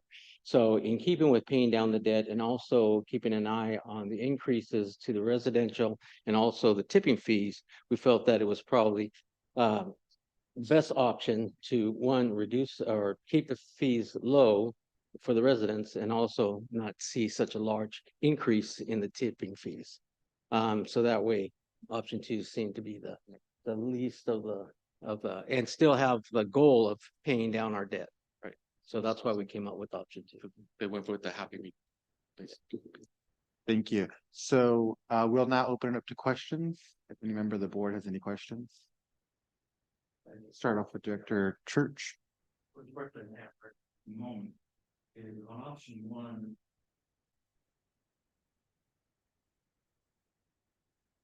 Always helps out to have a mic, isn't it? Thank you. On option 1, my question is that, well, the tipping fees, as pointed out, would go down for this year. They would have to go back up in 25, 26. Is there an estimate of how much that would have to be if that? I'm working on the projections, but it works out to right around $2, assuming no changes in program. So it'd go down 2 and go up. And it would go right back up the next year. Okay. That's why I wanted to be clear that would be a temporary decrease. Just want to make sure I had that clear. Any other questions from the board? Director Cullen? So Ray, maybe you could reiterate a little bit more. And because the EC you were flipping between 1 and 2. So I just want to make it sure it's clear to everyone that the EC is recommending 1. No. On this one, I thought it was 2 before and now 1 now. No, Or sorry. Oh, no, I'm sorry. Let me be clear. I flipped 3 and 1. Yeah. From what they saw, so. Sorry, I misspoke. Yeah. So EC2, maybe you can reiterate. Well, staff, our long-standing goal has been a fully funded AB939 program. Yeah. So, the way it was presented to EC was 3 was 1, 2, and 1, but it's just, this is that sort of reference. That being said, as a finance manager, they all balance the budget, so. Because they all have 447,000, and the mic doesn't like me anymore. My phone. But option 2 is what we have been doing for the past several years, which is slowly taking a bite out of AB 939 while maintaining a low tipping fee. While maintaining a tipping fee flat. And I think, Ray, through the chair, that the way you presented it to us at the EC meeting, it moved around a little bit, so it's a little bit different. now. So I apologize. Okay, so it's a little bit, yeah, it was more, it's simple when you presented it to us at the EC then here it's a little confusing. But option 2 is the one we're looking at, to continue to pay down our debt and not increase the fees for the residents and the tipping, as it'd be less substantial if we stay within 2 and still paying down without doing 1 and not increasing it too much with 3. So recommendation is 2. Thank you. Director, were you done? No, sorry. Okay. Can you, excuse me, I'm feeling dumb now. Because you keep saying we can pay down the debt more with number 2? It pays down, it reduces the tipping fee subsidy is what. Okay. So not, okay, I got it. I just want to make sure. Yeah, no, it's reducing the subsidy from the tipping fee, so it gets the program closer to fully funding itself. Director Tipton? So the only question I have is, we're looking at this based on the customer rate impact on the current rates, which we know are also going to be increasing because we also have the contract coming up for renewal.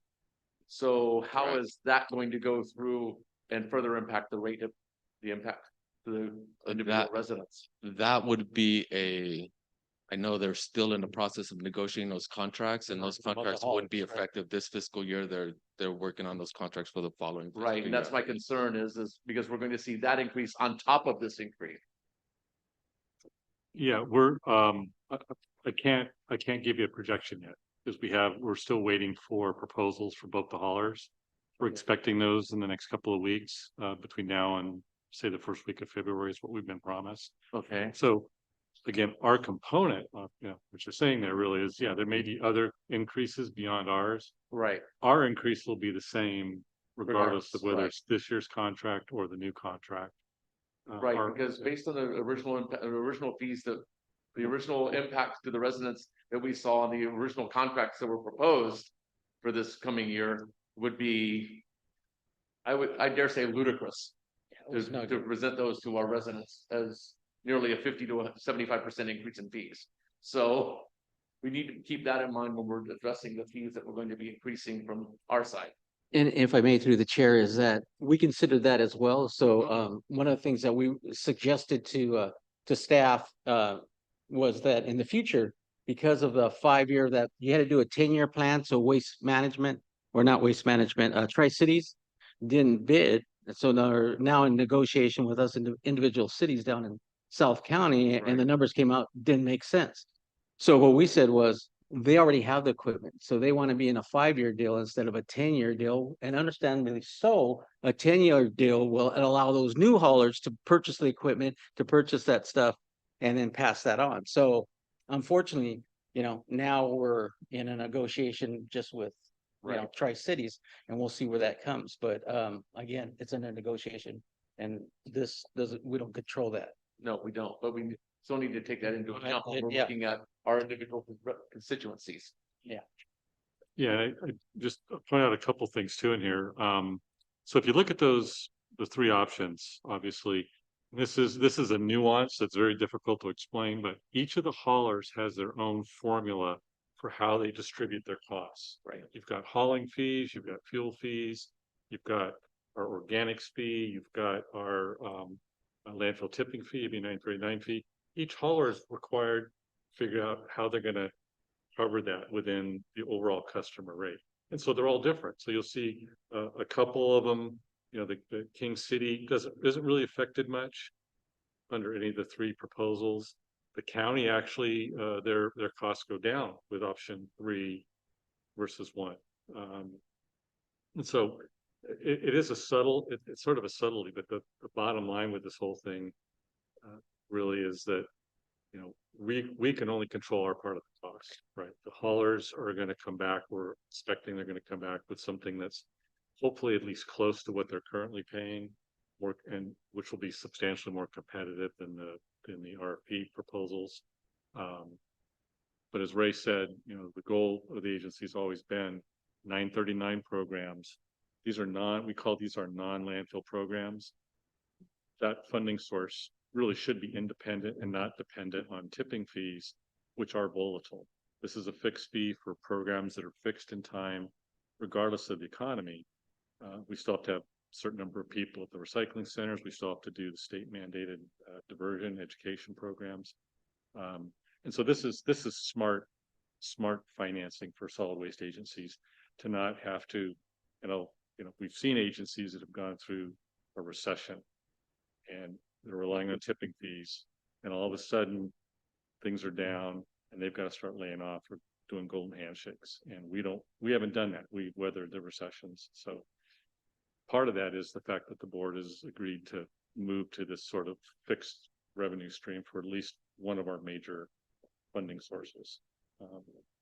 So all of these, take a bite, but I agree. I mean, I think whether it's option 1, where we finally, reach that goal of fully funding 939 without subsidy from tipping fees, or we just take a big bite like we have been taking, both of those move the ball down. That's what we want to see happen, so we get there eventually. Thank you. I have one more question. Yes. I was kind of interested to see that there wasn't a fourth option, which was no subsidy and maintaining the 64.75 tipping fee. Unfortunately, costs have gone up, but high costs have gone up, and there's just no way to maintain flat rates. There's just nowhere in the budget that we could cut that. We need the extra bodies at the South County. We have to pay fuel. There's just nothing in there. I'm confused then, because if there's no subsidy for AB 939, we can reduce the tipping fee to 62.75. What I'm saying is exactly the opposite of that. What do you mean? Increase the AB 939 fees and keep the tipping fee at 64.75. That would double your increases, but I'm just trying to maintain a balanced budget, not build. We have surpluses already, fortunately, and we're lucky to have them. So right, but what I'm saying is what would the effect of that be? I can certainly do that math. I would venture that it'd be somewhere in the double range of option 2. Understood, because I'm thinking of the fact that all we're going to see is increased inflation in the next 2 to 3 years. I'm not seeing an increase in inflation coming in. I'm seeing a continued increase in fuel prices. I'm seeing a continued increase in labor costs and insurance costs and everything else. And we are seeing those. Is just as an agency, we've always tried to minimize impacts. So small incremental increases to try to keep up as best as we can. Right. Only asking for stuff when we can. So let's see a double what we're seeing there increase right now for option 2. Or option, would that be double option 1 or double option 2? I would say double option 2. Okay, so if we're looking at it, actually add 1 and 3, because that's what you're looking at. Okay, so we're looking at essentially about double option 2. Yeah. So if we're looking at that, but that also helps future proof, and we won't have to come back for as much of an increase in the subsequent years, because we'll already have the AB 939 being subsidized. And the tipping fee, you've already said it's going to have to go, probably going to have to go back up again next year. If we keep that stable, that also allows our haulers, our franchise haulers, to kind of Director Tipton, if I may weigh in a little bit. We'd really like to hear those in your director comments at the end. Do you have a question right now? Well, that was the question, Thank why you. wasn't that option provided? Thank you, and I believe the question Yeah, was answered. Yeah, the option wasn't provided because it's more than we need to balance the budget as we've projected. Thank you. Director Osornio? No questions. Okay, thank you. And then Director Jimenez, any questions? No. Okay, and I have, go ahead, Director Lopez. Yeah, so this customer rate impact, this cumulative is all the other pieces in the presentation, right? Not just the 930. Because. Yes. Yeah, so So this is the option. So positions- option one is, option one is reducing the tipping fee and increasing AB 939. AB 939 does get reallocated based on our last 3-year tonnage. Option two is just a $447,000 AB 939 increase, keep the tipping fee flat. And option three is 338,000 AB 939 and a 50-cent tipping fee increase. But the to structure of salaries. this was, I mean, so I want to get back to where my concern was, I guess some of the assumptions about investments, right? And pulling the 500,000 and looking at some of those. So in the structure of all this, where does that assumption for next year land on the investments? The assumptions for next year's investment returns. Right. I just got the latest rates for our investments in Leaf, and we're just under 4%. The budget calls for a little under 3.5%. So, based on our money that's invested. So there's actually, I did leave some wiggle room in there just to make sure that as those rates came down, we would still see that next year. And I did. In following years, I will likely have to bring that back down, but I am comfortable that we will make that $1 million in investments next year. Okay, I guess that was just the one piece. Anyway, we went quickly through that piece that I wanted to. Yes, I'm always conservative as I can be without with Brian's word without. There's a word he uses when he says I'm being too conservative, but I am conservative in my revenue projection. You probably can't say it out loud. It's a private word. So that gets to the question of, say that $500,000 additional in investments was not there. What sort of additional impact is every million? So. The $500,000 in revenue. Right. So, well, once again, we're at option two because we're increasing revenues by 40. Saying if that was not there, right? So structurally, as we move forward, I want us to be mentally prepared for those investments are unrealistic over long-term gains. I know I'm talking right next to it. Well, over the long term, no, that's not long term. No. I'm comfortable with they're there next year. We will probably have to. As we are concerned about rates, right? Correct. To me, as I look at my questions that are coming up are about structurally how we're setting up this budget. So as I prepare for my comments, I think that's the one piece where I appreciate that it's a conservative number, and I want to be clear with everybody, right? But we are pulling that, so then compounded gains are gone.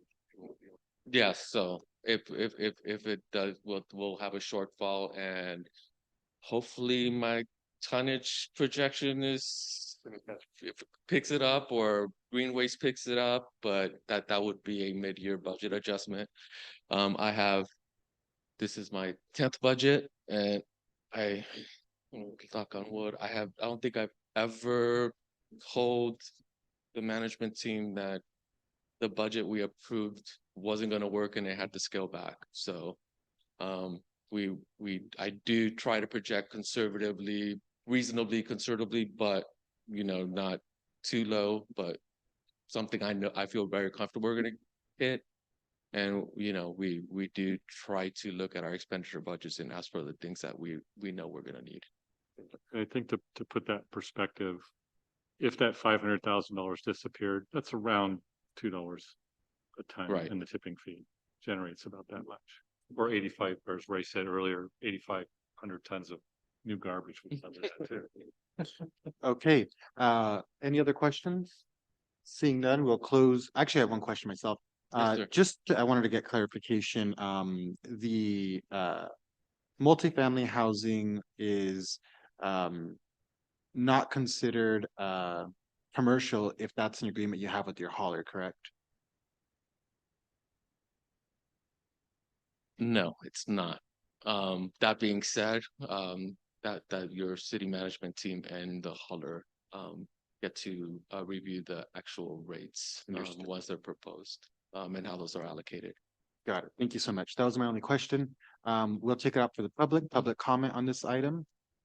Seeing none in the chambers, we'll go out to Zoom.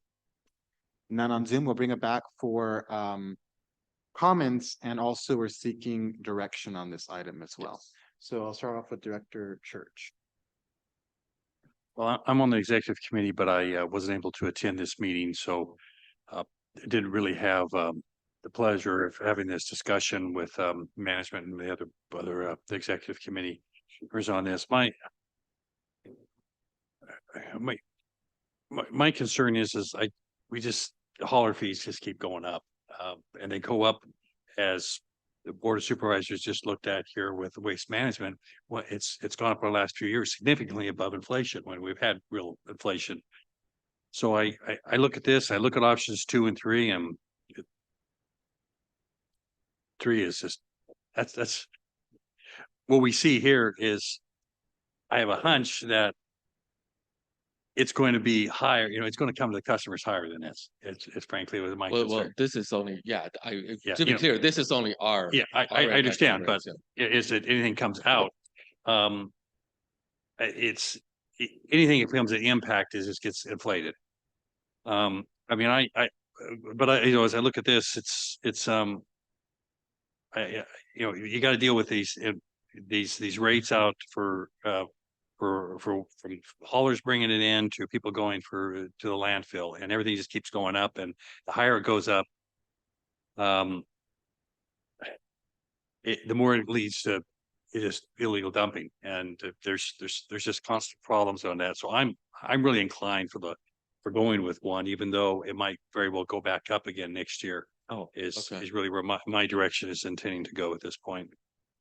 And then I just want to reiterate that while I'm very comfortable with the Republican Tri-Cities estimates, the RRI for waste management kind of shifts. So this should say estimate impact. I'm pretty clear, but I just want to do my disclaimer. Sorry. Director Lopez. Yes, I'll share. I think I'm leaning in the same direction as Director Church, AVP Church on this one, just because these figures, as we look at, you've all heard me drum on it before when we talked about it during our strategic plan conversation, unfunded mandates and what those impacts are going to be long-term to us. The state is fighting over not whether or not they have a shortfall, but how big that shortfall is. Is it 68, is it 38, is it 25? Depends on who you talk to and which way the wind's blowing in Sacramento that morning. A lot of those pieces, as they shift things, they get creative in ways to put that on us as local agencies. That's why we're dealing with 939. It's why we're having a local conversation tonight about decisions we really had no voice in. And that is a challenge to me. And so as I look at this and where we're headed, personally, I think the downturn we're seeing is going to be longer, more of a stagnation, right? As we talk about inflation, other pieces, I'm not the Debbie Downer down here that would say everything's going to keep going up, but I think we're going to look at a period of stagnation. And so as we look at that, I would rather be realistic with folks up front and say, this is what our cost is. This is where we need to be. Let's bite the bullet now and lump it in together and take it as a community, and knowing that we're being upfront about what those costs are and are going to be for the ongoing future, because I'm afraid that if we hold off, there will be additional increased costs in the near future based on decisions beyond our control that will increase it even further, and they'll be placed on our plate again. And at that point, the pain will be a lot harder for a community because they will not have been able to budget for it. When I look at option 1, as much as we talk about increasing rates, those are still overall reasonable increases, right? In terms of the household impacts at the top of the list, in my opinion. The business side, it hurts. $8 hurts. I know several businesses who've already seen those increase again. That's just our share. But personally, I'm kind of bite the bullet up front and move forward. So that's the way I'm leaning at this point. Thank you. Director Cohen? Yeah, and I was gonna give similar comments. I also would like to see option one. I think the other reason is that we've had as a goal for a while of fully funding the AB 939 fees, and this is a way to get us there. So I just wanted to add that as well. Director Silva? I think my brain is cloudy because I'm trying to absorb everything. We can come back to you if you don't have comments. Yeah, I really have no, I'm just trying to hear everything, trying to understand everything, what the advantage and the disadvantage is. And I'm just taking it in from my colleagues right now. Thank you. Director Tipton? And I think where Mr.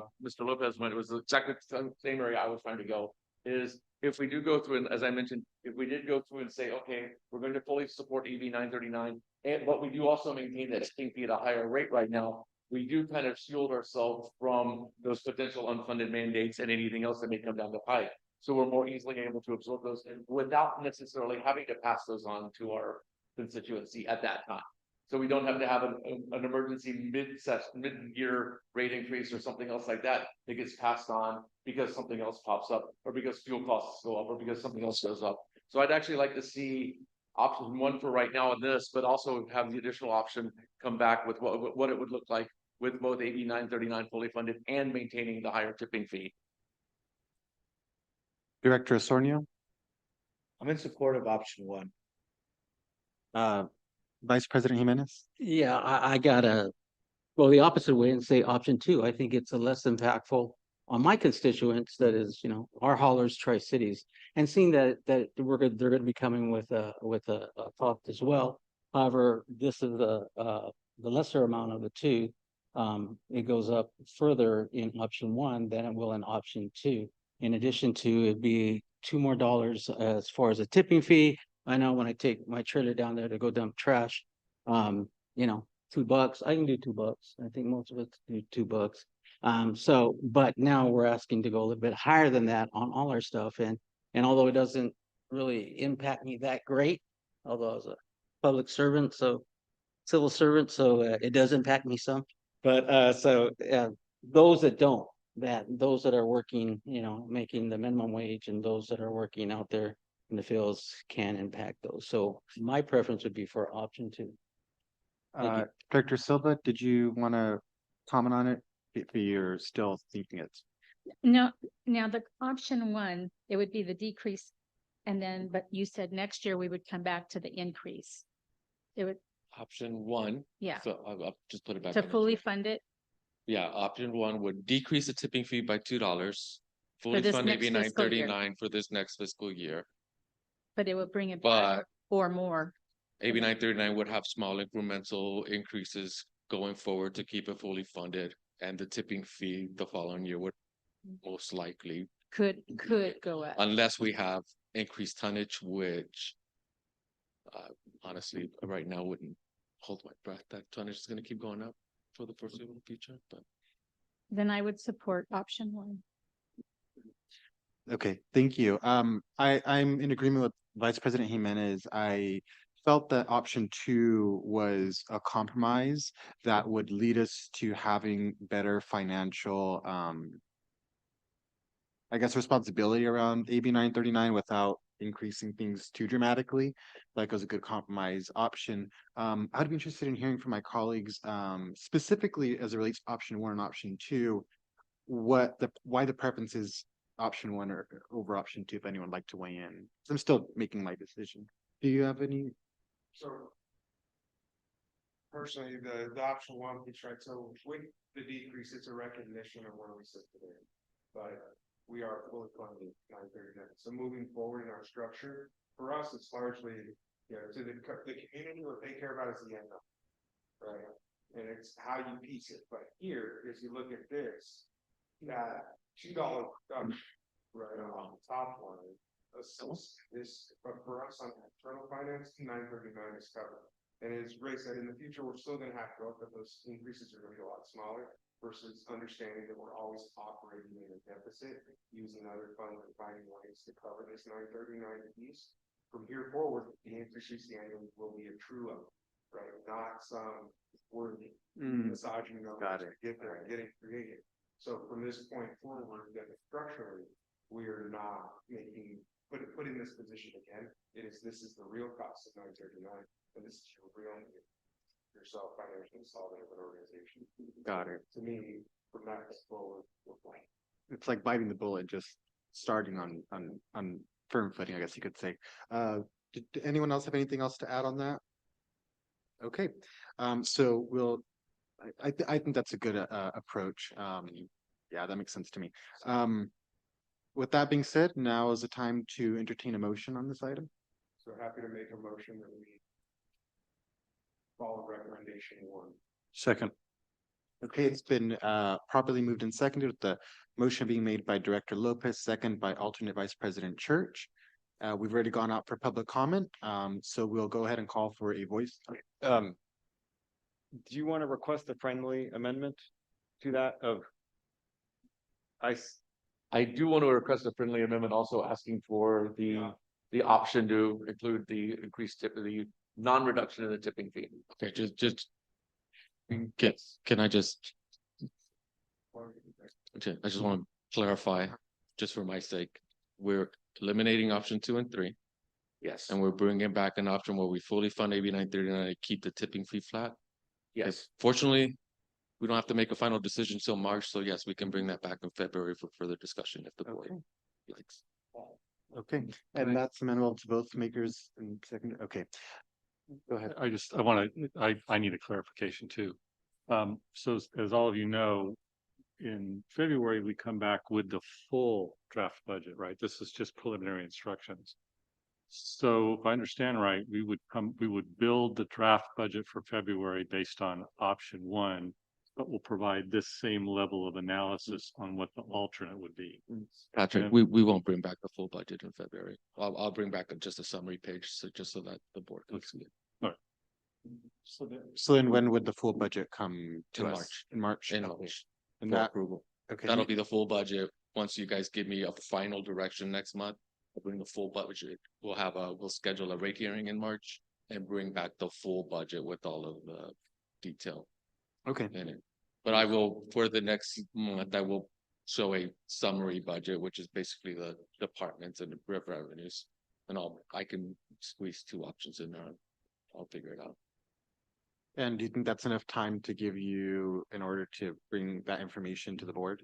In summary form, yes, I can have that ready next week. Okay. No All time right, for each. so a motion has been made and seconded. So we'll call for a voice vote. All those in favor say aye. Aye. All those opposed? Oh. We have one in opposed, and I don't know the number of the rest, so we'll have that record reflected as the one who is opposed. So the motion carries. Okay. So option 1 and 4. So we'll move on to our agenda items, the view ahead schedule. All right, y'all take a look at the screen or your agenda packets. So I think we already know February will be getting the preliminary budget coming back. We have a few standardized reports or tonnage reports, other things that will come back for fourth quarter of this year. And as well as an additional recycling recognition from Mandy's staff. We have a couple of closed session items, one of which will be a carryover from tonight, as well as negotiations with the general manager, labor negotiations. So fairly light agenda, not quite as busy as tonight, but there may be a couple of additional items between now and then, but we'll let the executive committee know if there's anything substantial that gets added onto that agenda. Thank you. So now's the time to, if you have any additional items you want to bring back, questions, modifications, can do that now or in the next week or two, letting Eric or I know. All righty, anything from the board to add? Seeing none, we'll take it up to public comment on this item. Seeing no public comment in the chambers, we'll go up to Zoom. And nothing on Zoom, so we'll close public comment. We'll move on to our closed session items. We have one item on closed session and pursuant to Government Code Section 54957B to discuss the process of the performance evaluation process of the General Counsel, Roy Santos. If any member of the public would like to comment on this closed session agenda item, now would be the time. Opening up public comment, seeing none in the council chambers, we'll take it out to Zoom. None on Zoom. We'll close public comment on this item and we will temporarily adjourn into closed session.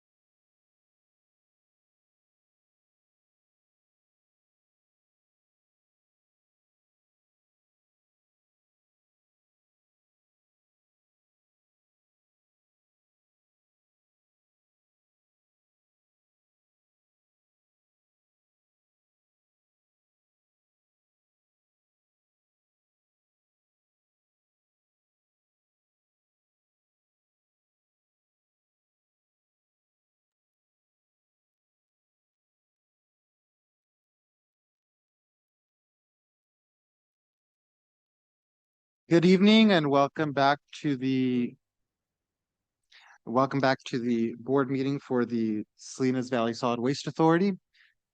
Would you like to? We have no action to report from closed session, so at 8:21, we will adjourn this meeting.